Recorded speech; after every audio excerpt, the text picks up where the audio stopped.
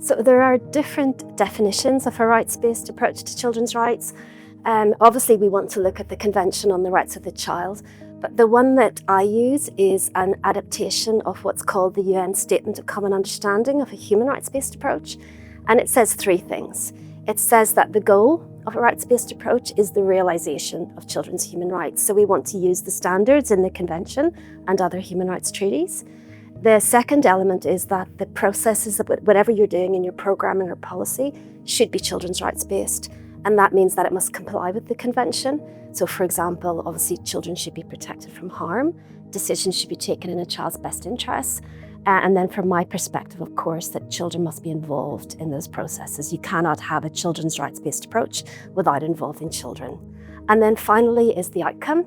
The outcome of a child rights-based approach should be that duty bearers, so government, policymakers and others, should be in a better position to realise children's human rights, and children themselves should be in a better position to claim their rights. So those are the three elements, the way that I prefer to think about a children's rights-based approach.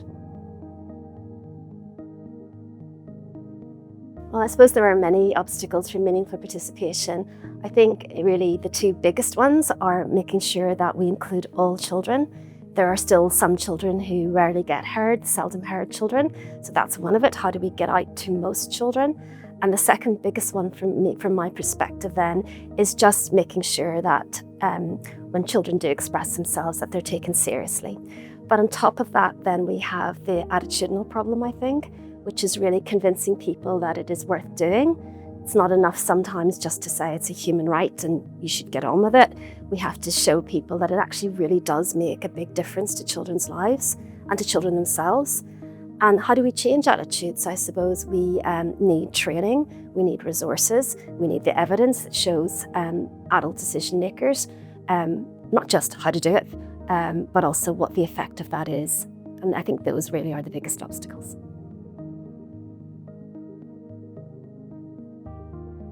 So there are a lot of myths about child participation, and I suppose most of them I would portray as misrepresentations, and they're often used, I think, as a way of really finding excuses not to do it. So some of the common myths would be things like, as I said, that children are too young, or that an issue is too sensitive, or that the children are too vulnerable. And again, these are all excuses to exclude children in some ways. Now, there's truth in all myths. Myths are myths for a reason. There's an element of truth and it can be challenging, but the Convention gives all children the right to be heard. So we can't really say they're too young. We have incredibly good examples of very young children being involved in decision making. It's even more important, I would argue, when children are in vulnerable situations, that they're heard and there's no issue too sensitive. So that's one set of myths. Then there are another set of myths that in some ways are overstating the right, and I think they also are a bit problematic. So things like saying children are the future, no, they're actually the present, or that children are the experts in their own lives. That's one of my favorites. Children have expertise in their own lives, but so do adults. They're not the only experts. They are maybe the experts in their own feelings, but sometimes we can overstate it, and that is also a myth and misrepresentation.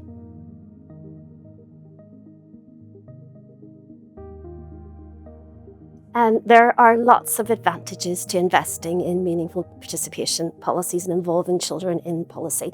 But I want to start by saying it shouldn't actually matter whether there are advantages or not, because it's a human right. And then we start to ask, well, why is it a human right? It's a human right because it affords children dignity, equality, and respect for their human worth, which we show through our agency, our ability to make the decisions in our own lives. And so children don't always have that. They need adults to make decisions for them. But because they still have a right to equality, dignity, and respect, we should involve them. But having said that, it is a human right and we should just do it. We have increasing evidence of all of the really positive benefits that come when we involve children. There are benefits for children themselves about their self-confidence, their self-esteem, just all sorts. For example, in schools, we have evidence of better attainment, we have evidence of better attendance, more engagement with school. And then, of course, for the policies themselves, it's just a simple principle that it's going to be more relevant to children, hopefully cost effective because we find out what things are working for children and what are not working for children, and just more effective generally. That's the reasons why we really want to involve children in decision making.